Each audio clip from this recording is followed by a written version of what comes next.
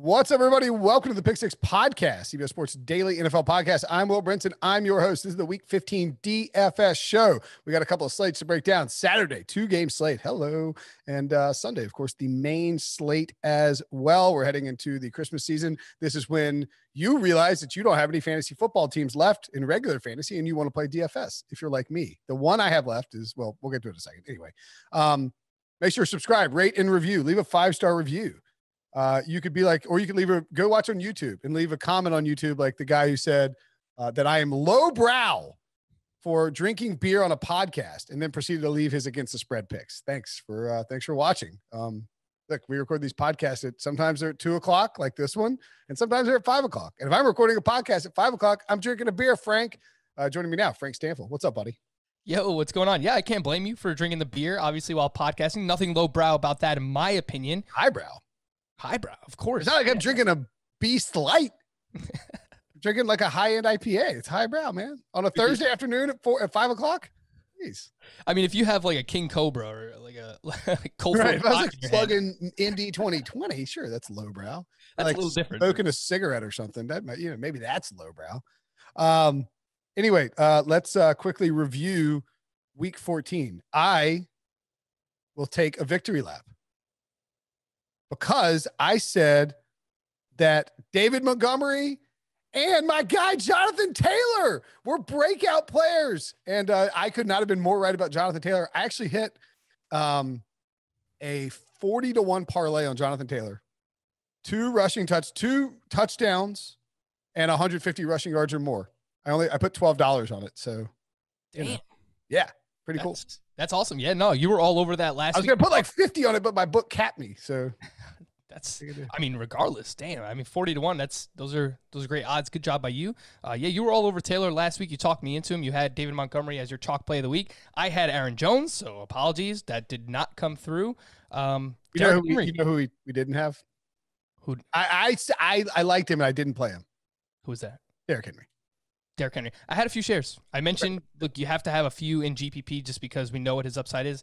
This is now 4 different times he's had 30-plus DK points this year, and 3 different times he's had 39 or more. So we know that's within his range of outcomes. He doesn't catch passes. He's really a unicorn on DraftKings because typically we want to target guys with high target shares. But, he's just Derrick Henry. He's a different beast than we've seen before. Fading Derrick Henry in December is a really bad idea. Oh, yes. Because he's going to get loose. And this week he has the Lions. So regardless of what we say about roster rates, ownership percentages, anything like Derrick Henry's upside, downside, if you feel free not to fade him, regardless of what you hear for the next 48, 72 hours, whatever it is, he is a pretty good play this week because he's going to get loose. I'm trying to think. Devontae Adams is a monster. And he's not on the main slate, which is, let's just dive in.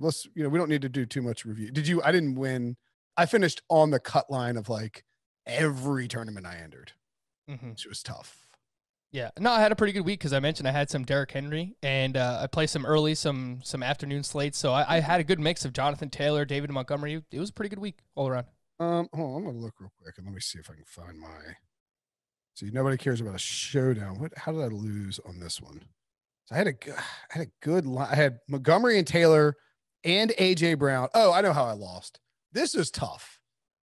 Russell Wilson was pulled in the third quarter because the Seahawks were slaughtering the Jets so badly. I get that he still scored 23 points and had 4 passing touchdowns, but like if the Jets just go for some of those touchdowns instead of missing the field goals, or even if they just make the field goals, he's probably still in there.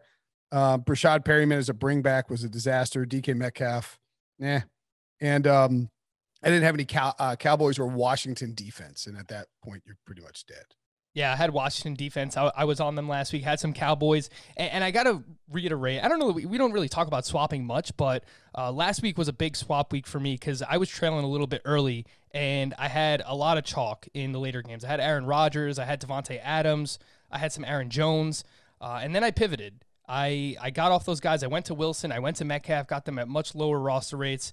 I went to Eckler, who was awesome, just getting a ton of targets right now. So those swaps actually helped me cash. So it's something we don't talk about enough. But if you're in those early games and you know you have a lot of chalk late, like, yeah, it's something you should be considering. Or if you go low in the early games, or like, not like if you go like, if you got guys who are putting up snowflakes, don't bother. I mean, I guess, but like if you're not putting up a big score in the early games and you have chalk in the late games, it makes a lot of sense to try and take some flyers just to try and get across that cash line, because otherwise, if you have the chalk and you didn't score well early, you're not going to play well. So I had Taylor and Montgomery in the early games, or I guess Montgomery in the early game, Taylor late. I mean, early on, I thought I was going to be a millionaire when I had Montgomery and Taylor, but I mean, Montgomery and AJ Brown. Those are like the first two big plays of the week. I was like, this is it, baby. Let's go. And then, anyway, let's move on. The Saturday slate, we're going to talk about that briefly.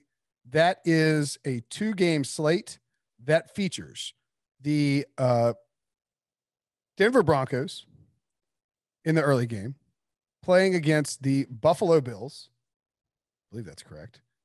And yes, that is correct. And then the Carolina Panthers at the Green Bay Packers in the late game. The Bills are 6.5-point favorites at Denver, over under 50. Packers, are 8.5-point favorites at home against the Panthers, over under 51.5. So a lot of, it affects the main slate because now we're going to lose Rodgers and Josh Allen. Andrew Luck, who, could have been a sneaky option, although the Bills defense is kind of coming together. This is a fun 2-game Saturday slate. Yes. These are two. You got the Bills and the Packers are two high-powered offenses, and the Broncos and the Panthers won't just lay down. So at quarterback, clearly you can go Rodgers or Allen, but I think there's got to be some interest in either Teddy Bridgewater or Drew Lock, right? Yeah, I think all 4 quarterbacks are in play. I still like Rodgers the most just because when they get in the red zone, he is throwing so much. He leads the NFL with passing touchdowns right now, and the Panthers have been a little bit more susceptible to the pass recently. So Rodgers is my favorite of this bunch, and you're going to have to make a decision. What I've noticed so far, putting together some lineups for this slate, is you either pay up at tight end for Robert Tonyan, who, Big Bob, the guy's getting it done. Absolutely, like top 5 among tight ends in fantasy points this year. You either pay up for Tonyan, or and you pay down at quarterback, or you pay up for a quarterback and then you pay down at tight end. You get someone like Dawson Knox or Ian Thomas. You just basically punt the position. But the core for me so far has been Devontae Adams, Aaron Jones, Mike Davis, and you have enough salary relief between KJ Hamler at 3,500. Melvin Gordon is running well right now. He's 5,200. Even Zach Moss. The Broncos have given up a ton of touchdowns to running backs recently. He's only 4,500. So we have enough relief. I'm getting some of those players in, but the core for me really has been Adams, Mike Davis, Aaron Jones, and Adams over Diggs. And it sounds like Phillip Lindsay will be available, but that should mean that he's seeing at most like 15% of the snaps, I would think. So Melvin Gordon against a Bills run defense that is not that great. Like, you can kind of run on the Bills. That's sort of what you have to do. Lock scares me a little bit because the Bills are kind of coming together as a pass defense. But I think you can go. Oh man, Aaron Jones could go nuts in this game though. Yeah, that's why I really don't want to get away from having both Aaron Jones. It doesn't sound like Christian McCaffrey is going to play, so we'll just throw that out there. But it's hard for me to get away from having both Jones and Davison just because the upside is massive for both. Both are targeted, and I just think you have enough salary elsewhere where you can get one of Melvin Gordon. He has 91 plus total yards in back-to-back games, Gordon, and it's a good matchup, as you mentioned, against the Bills. So I don't mind that, and I think that there's enough else there. DJ Moore should return. He's only 5,200. Samuel is under 5K, so you have enough there. And if I'm spending down for quarterback, I prefer Bridgewater over Drew Lock personally. Yeah, I would be cautious about playing the Broncos passing game because maybe with the exception, even Noah Fant. I mean, the Bills defense is starting to come together. Mm-hmm. And I know the Steelers are able to move the ball in the short yardage passing game when they weren't dropping it, but that's not really Drew Lock's forte. I guess he could produce some big points in garbage time coming back, but I would be extremely cautious that he isn't just bad early on and the Bills kind of run away with this one. So that would be a concern for me, is playing lock there. If I were going to pay down on a quarterback, I think I would go Teddy Bridgewater.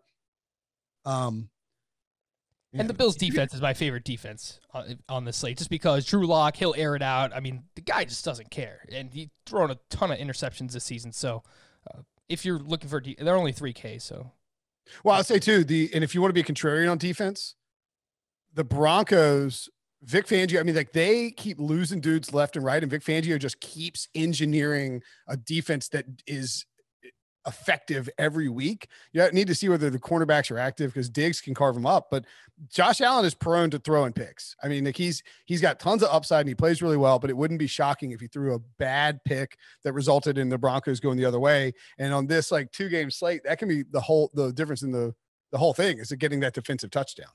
So I would certainly consider the Broncos as a pivot. I think the Bills will be very popular, and I don't know if I really want to deal with the Packers, honestly. Carolina is not terrible about really turning it over. They're more cautious, and they should be able to run the ball fairly effectively against Green Bay. Tight end is kind of this is just an interesting slate. All right. Any other thoughts before we move on? No, I think we pretty much, we hit on a decent amount there. Cool. All right. Let's talk about the Sunday slate then. 11 games, man, big slate. Oh, DraftKings has got a bunch of contests out there. Yeah, the main event millionaire 1,500 entry. I would say don't accidentally click it, but I'm assuming I'll need a deposit to enter that one. Chiefs -3 at the Saints.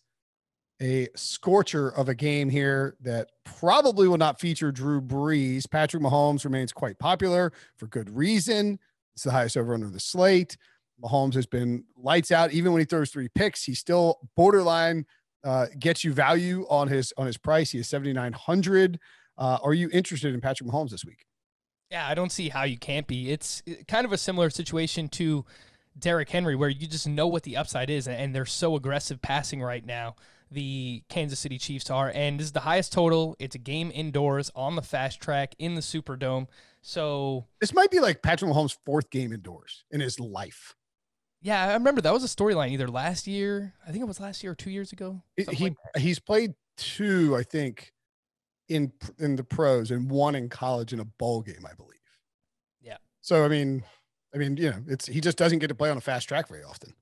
Yeah, I like both games. I like both quarterbacks in this game, and I think this is going to be a very popular game, and rightfully so. I'm not expecting Drew Brees as of now. We'll see if that changes, but even Taysom Hill, the way that he's playing right now, and he's rushing a ton. He's 6K, likely to be chasing points. He is the QB 8 in fantasy points per game since he took over in Week 11. He's been pretty valuable. Say what you want about him as a passer, a pure quarterback. I think there are still questions there, but from a fantasy perspective, he's getting it done. So I do like both quarterbacks. Obviously, Mahomes' upside is much higher. Tyreek Hill, his price is massive. He is the highest priced wide receiver on the main slate, 8,800. But again, he has seen 29% of the targets since Week 7, and those are extremely valuable targets when the best quarterback in the world is throwing them to you.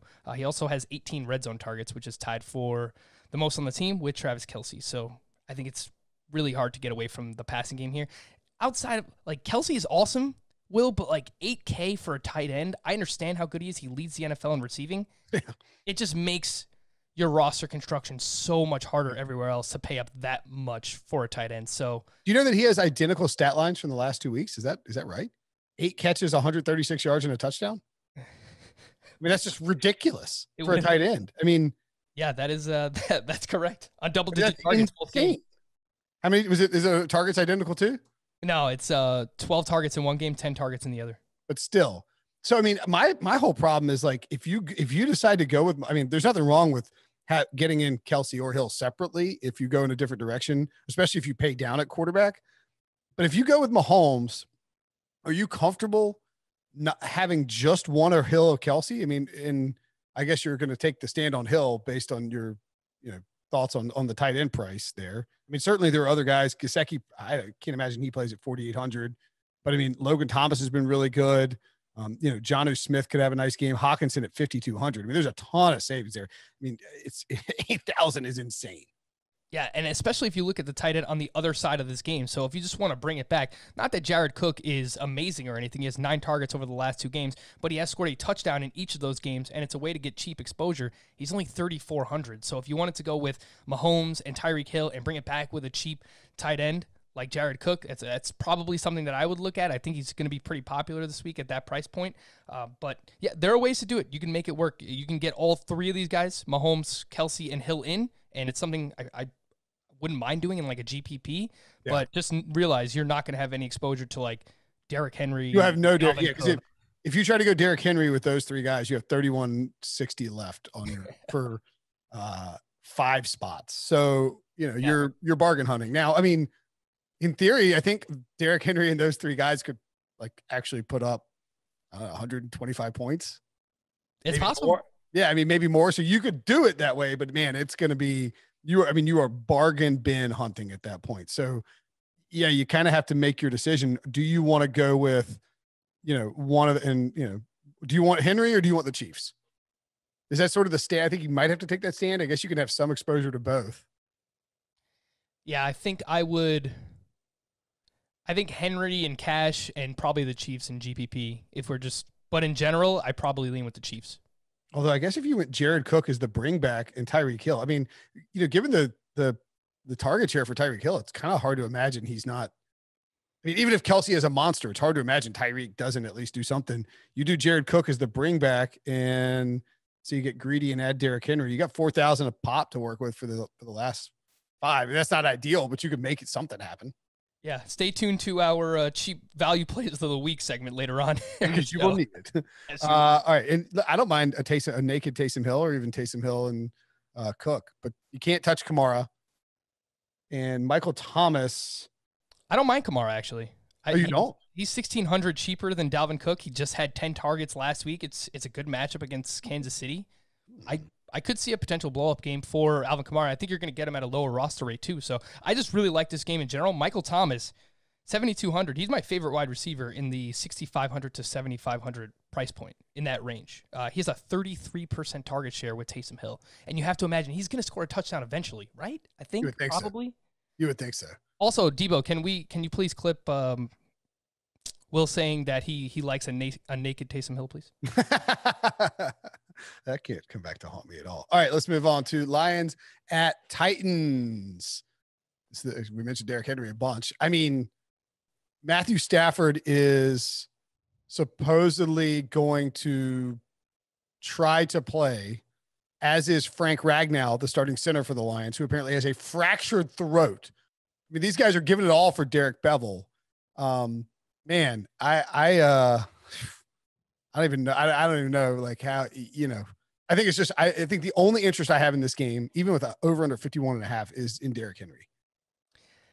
I won't rule out using AJ Brown in GPPs. I can't suggest him for cash games just because I think that there's probably more variance in his outcomes than you would like for paying up for a wide receiver at that point. So 7,600. Yes. AJ Brown has massive upside. Henry, he's 9,500. He is the highest priced running back this week. I say it every week. It's hard to pay for a running back that doesn't catch passes at that price point on DraftKings, but I'm going to have at least one GPP lineup with Derrick Henry just because we know what his upside is. So, I mean, they won 31-10 and he had 26 carries and 200. Like they don't seem, the only time he's had less than 20 carries in the past 6 weeks, twice. Against Indianapolis when they lost 34-17 and against Cleveland when they lost 41-35 and were trailing by 30 points. So the only thing that can kill Derrick Henry is a negative game script. And that just isn't in the cards against a Lions team with no defense that will likely be missing Matthew Stafford. So, I mean, there's nothing wrong with playing Henry. Obviously you just, he's going to be 30% at least, right? Yeah, I'd imagine he's going to be close to that. And he leads the NFL in red zone opportunities, and he's going up against a defense that has allowed the most touchdowns to running backs this season, 23 total touchdowns. So, I mean, it's a matchup made in heaven. He's a beast. It's December. You know what he does in December. I will just throw Corey Davis's name out there. I think you'll get him at a lower roster rate. He burned a lot of people last week. And obviously the Detroit secondary is very beat up. So Yeah, and his price came way down to 5,800. He was like up there. Was he priced above AJ Brown last week? No, he was. I think he was right around this price point last week as well. Was he? Yeah, because I had some exposure and he burned me. Okay, I had no Corey Davis last week, but that's fine. He was 5,700. He only put up 5.4 DK points. So I just don't think you can play any Lions here. Yeah, I mean, either like there's no bring back. If Stafford was playing and healthy, maybe Marvin Jones, but maybe Hawkins. I mean, Hawkinson, maybe. Yeah, there's a chance that Stafford starts this game and he's out by like the second quarter. Yeah, or he just doesn't play at all. The one guy that I might have a little bit of interest in would be DeAndre Swift. Because I think we've seen in games where the Lions were losing, and there's a lot of them, that he can soak up a decent amount of target share. And the Titans defense is terrible. I don't think anybody would be on Swift because you don't want a Detroit running back in a game where they probably won't be running the football a lot. So I don't hate DeAndre Swift as sort of a contrarian bring back where you just play Derrick Henry and DeAndre Swift and hope that Swift catches it. Like Kerryon Johnson and Adrian Peterson are not going to be out there if they're losing by 14 points. It's going to be DeAndre Swift catching passes out of the backfield from Chase Daniels. I mean, they have to do something on offense, right? Yeah, and you're probably going to get Swift at like sub 5% roster rate, I would imagine. 6,400. Yeah, you'd have to think so. And the Titans, it is a good matchup. They've given up 83 total yards or a touchdown to a running back in 5 straight games. So 53% of the snaps last week for Swift in his first game back, scored a touchdown. It's not a bad call. Yeah. All right. Of course, that might mean you'd have to avoid my guy, Jonathan Taylor. Colts -7 hosting the Texans. The Texans, Frank, as we point out, are abysmal against the run. You know what? I don't care if Jonathan, this is my chalk play. Go ahead and put it in. I don't care. I don't care what percentage Jonathan Taylor is. He is balling out right now. He doesn't need a ton of carries to be efficient. He has 22, 13, and 20 in his last 3 games where he's gone over 90 yards or more, had 150. He catches the ball reasonably well out of the backfield. Not a target monster, but they give it to him enough. And I think that against he had 13 carries for 91 yards against Houston 2 weeks ago. I think they will want to establish their identity again this week to lock up a playoff spot, to feed Jonathan Taylor. I think he gets 20 carries. I think he goes for 100+ yards. I think he scores 2 touchdowns, and he'll be heavily rostered, even at 7,200. I don't care. I'm going to find a way to jam him in there because every week the Texans, the running back they're up against pays off. It's just the price tag is a little bit high for me, and I still have some worry that Nyheim Hines could be involved. It doesn't look that way, the way that things have been trending, and maybe I'm just overthinking this, but you've been riding the Jonathan Taylor train, and he's been paying off for you, so I can't argue against it based on the matchup and his usage right now. The only thing for me is the salary is a little bit high at 7,200, but maybe he won't be. Maybe I understand why you like him. Maybe he won't be chalky then, because below him at 7,100, James Robinson, you don't love the Baltimore matchup, but he could be catching passes. Montgomery has Minnesota, which is perfectly fine at 7,000. Miles Sanders just went off. Chris Carson has Washington. Cam Akers has the Jets and Swift. I mean, maybe he won't be very highly rostered. Yeah. If you go Derrick Henry and Jonathan Taylor, you're boxing yourself out of the Chiefs. Yeah, and those are like, if something weird happens in that Chiefs game, then you automatically, you move up the field there. Not that, I mean, I don't think that that's going to happen, but of course, I mean, we've seen in 2020 in the NFL, anything's possible. So right. Mahomes threw 3 interceptions last week. Like, that was weird to see from the Miami Dolphins as well. So it's not impossible, and that would help you move up the field for sure. I do think that Taylor's roster rate, maybe I'm just completely off here. I think it's going to be lower than No, that's what I'm saying. I think I agree. I think based on the running backs, I think if people go Henry, they're not going to use Taylor. So like if 30% of the field has Henry, and I think that's probably reasonable. Let's say 25%. Like that's 25% that are not going to use Jonathan Taylor. And if Patrick Mahomes is owned in 15% of the field and they're pairing him with Tyreek Hill and or Travis Kelce, that is another 15. So you're talking about 40% of the field that just cannot have Jonathan Taylor based on the math, really. Right? Mm-hmm. Yeah, no, that makes sense. And he's 2,300 less than Henry. So, I mean, you're getting massive savings there for someone who, like, it's not the same situation. Obviously, like, Jonathan Taylor's a rookie, but, I mean, there are similarities where, okay, it's down the stretch here. It's December. Like, opposing defenses are worn down, and, he's pretty fresh because they hadn't used him this way for a long, long time. It was really since like week 2. So Jonathan Taylor's ready to like take over and do his thing. I know I just said that like we shouldn't consider any reason to fade Derrick Henry. Is there a chance that they just don't give him? They're like, all right, 20 carries, big dog, you're out of here. Like, let's, we're up 25 points against a Lions team that can't move. We're up 15 points against a Lions team that can't move it. Let's feed Evans. Who's the backup there? I think it's Jeremy McNichols. Yeah, McNichols. Let's feed McNichols. Yeah, no, it's definitely possible. We saw it with like Geno Smith was playing that third quarter last week for the Seahawks. Yeah. It's sucked. It's within the range of outcomes for the Titans this week, for sure. Okay. Let's take a break. When we come back, Bucs-Falcons, Taysom Hill. Oh no, we already talked about Taysom Hill. Jalen Hurts and much more. Okay, so Tampa Bay at Atlanta. Tampa Bay -6. The over/under here 50.5. I'm going to go ahead and say that over/under is a little high. I kind of strangely don't love anything in this game. Before we get to that, I just do want to throw T.Y. Hilton. I didn't mention T.Y. Hilton. Yeah, you're right. He's been great.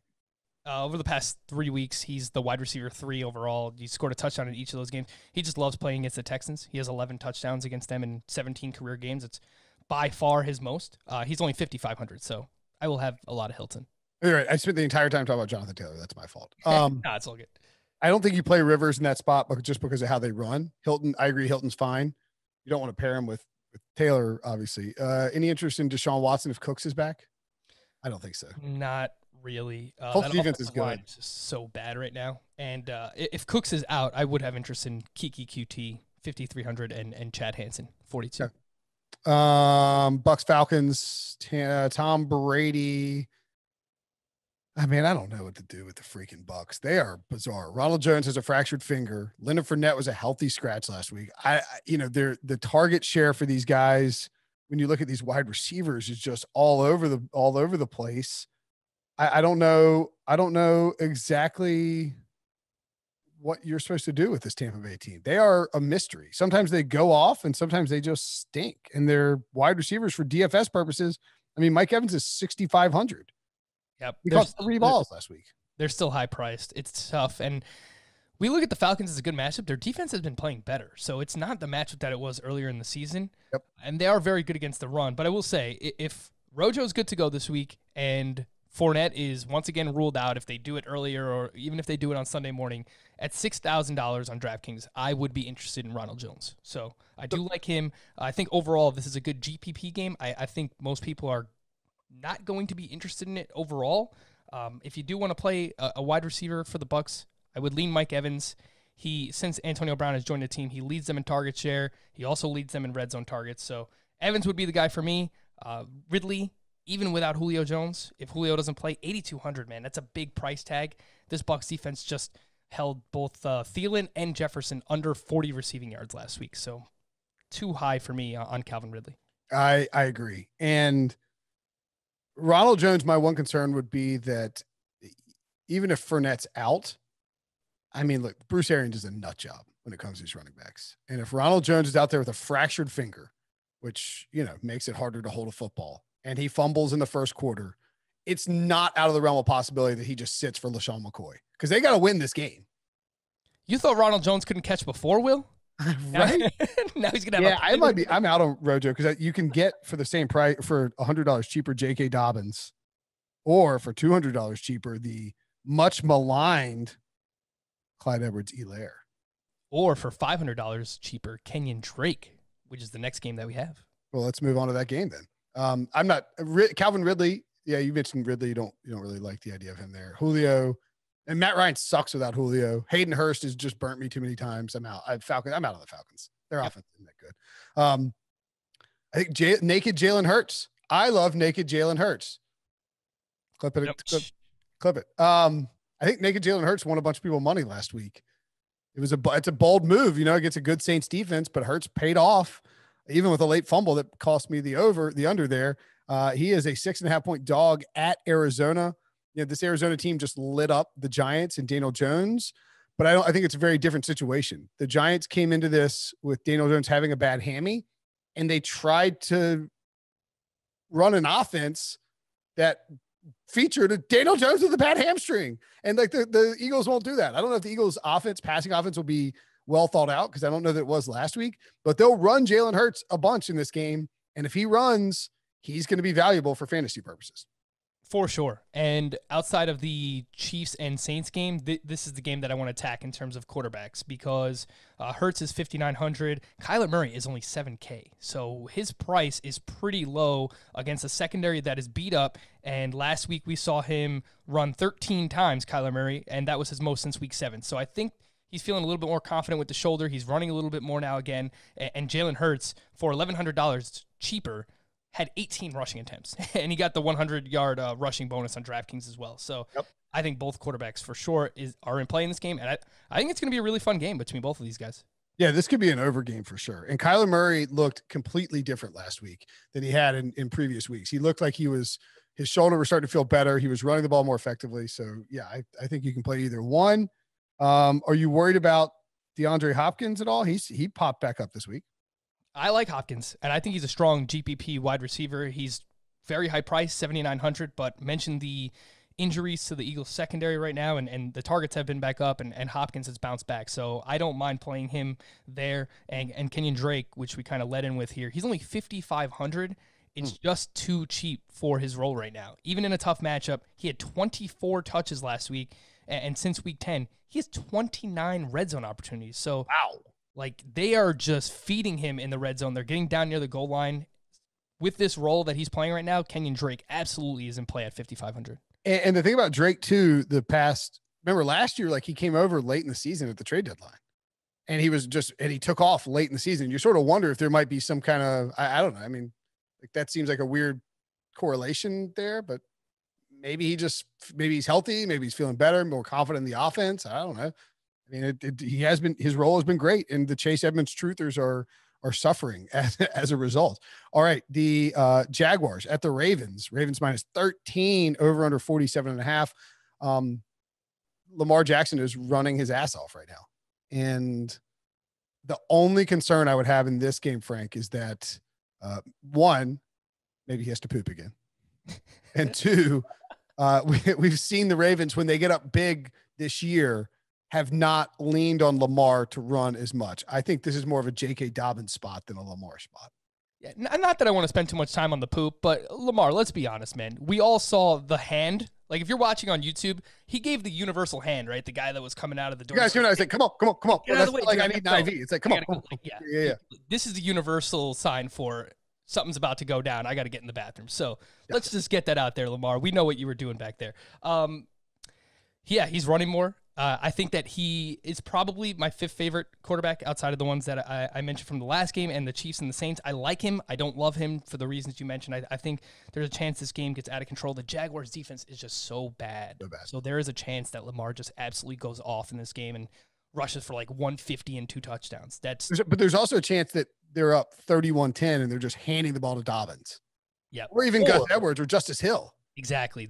So I like Dobbins as well, but there's just risk all around with the Baltimore pieces because they get in the red zone. They use Gus Edwards as well. Ingram gets a few touches here and there. Justice Hill is a little bit involved. So there's a little bit more risk. I would spend down for Drake 400 less than Dobbins, but I do like Dobbins and this Jaguars defense. We expected their run defense to be bad entering the season. That's starting to happen. We're starting to see this all kind of unravel. And I like the Ravens defense. So. At 3,700. It's really hard to talk yourself into Lamar, honestly, when you can get Mahomes for $400 more.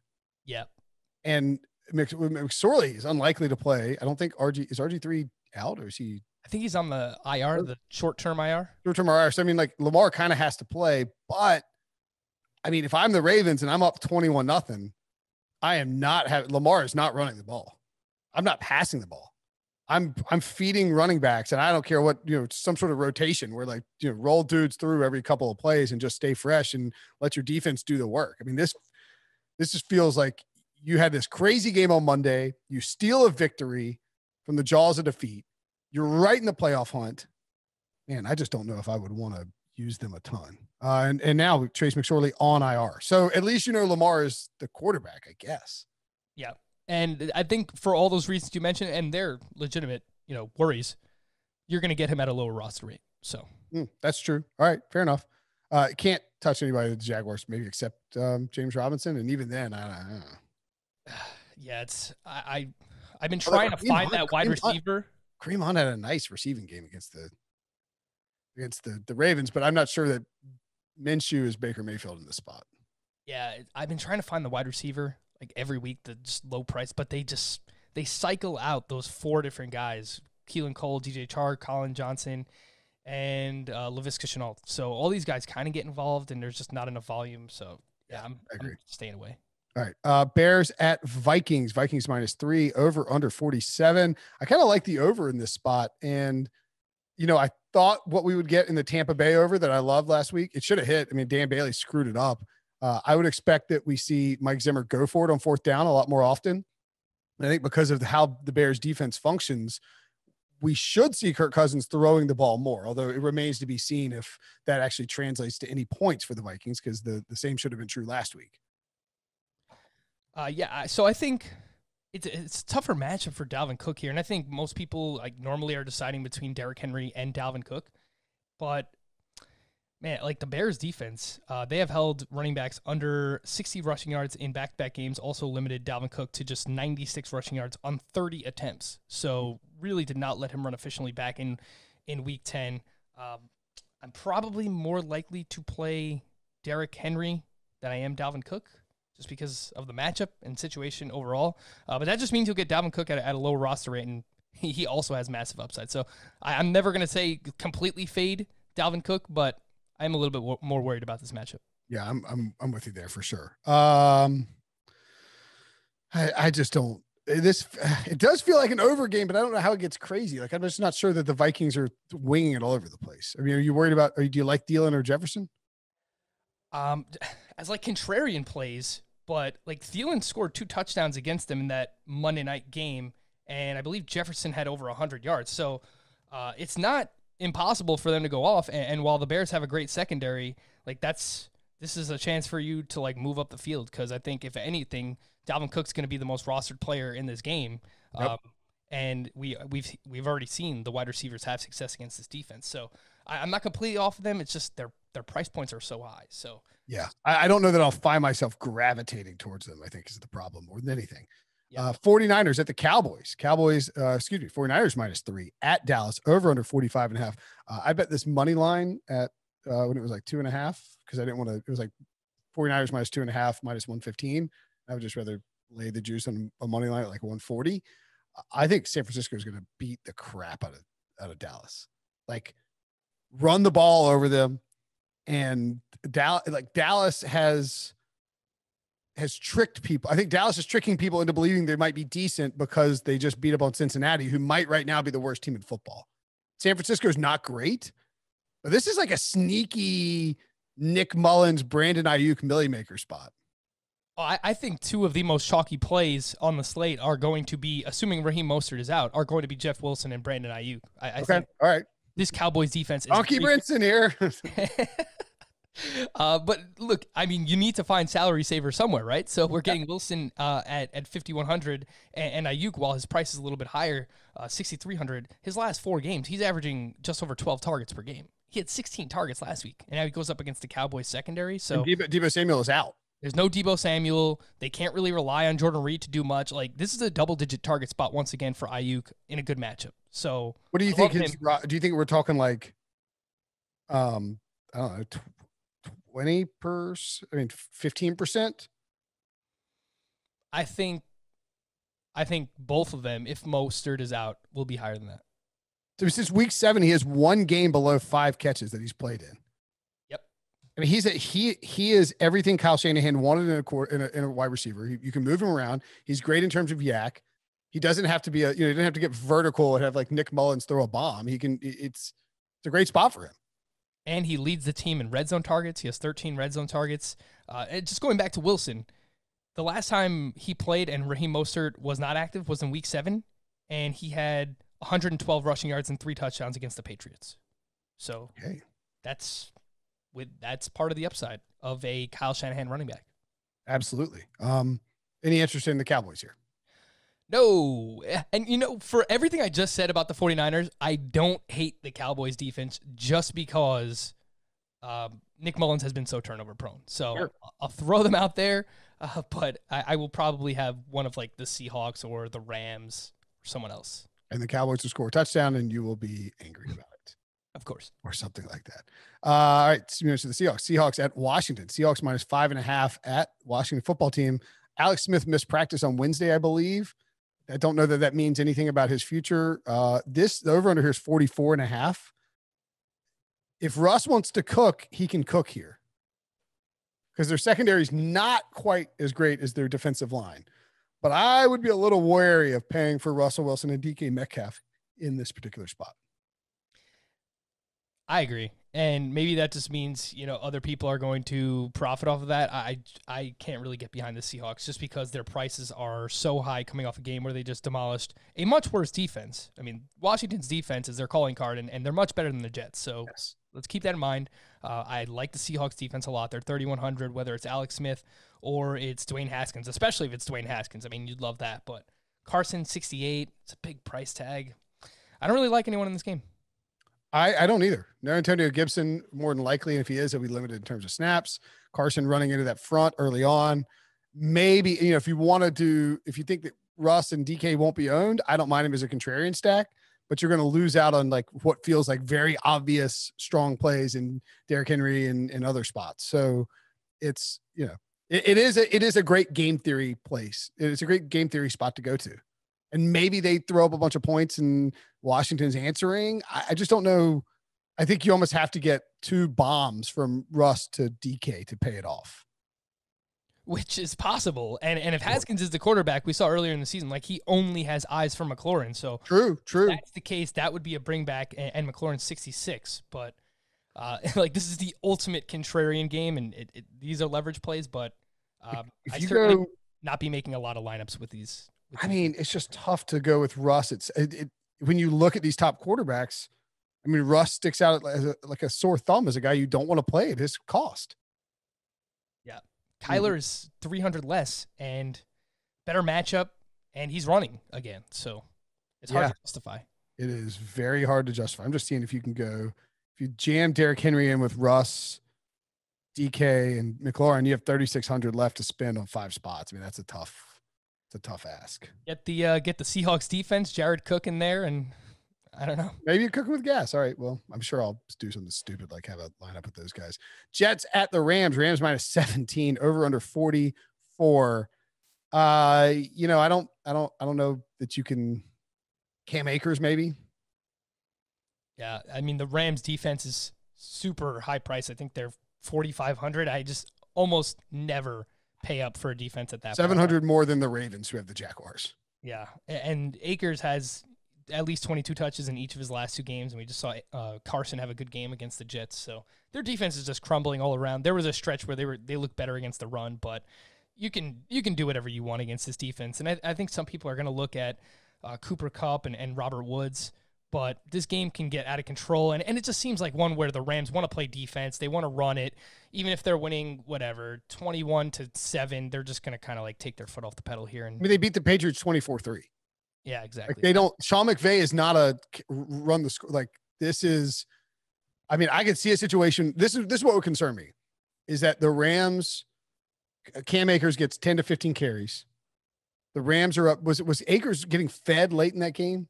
I feel like he wasn't against the Pats. I feel like he had scored his stuff early. Like he had a huge long run out of the game. Yeah, because he popped his over.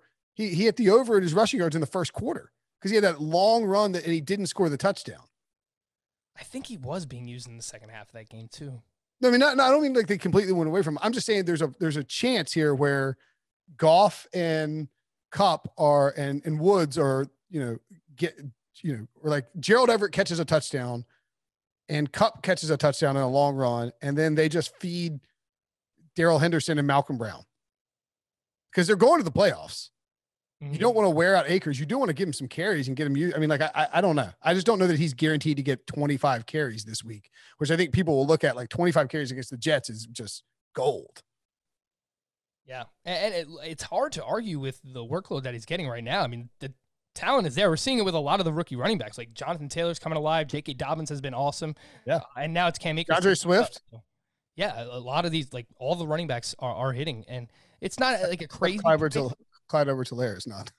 Outside of him, right? And he was the first running back drafted, both in real life purposes and for fantasy purposes. So how about that? Don't play any Jets ever. Patriots at Dolphins, last game of the week, over under 41.5. That's still too high. This game is reeks of an under.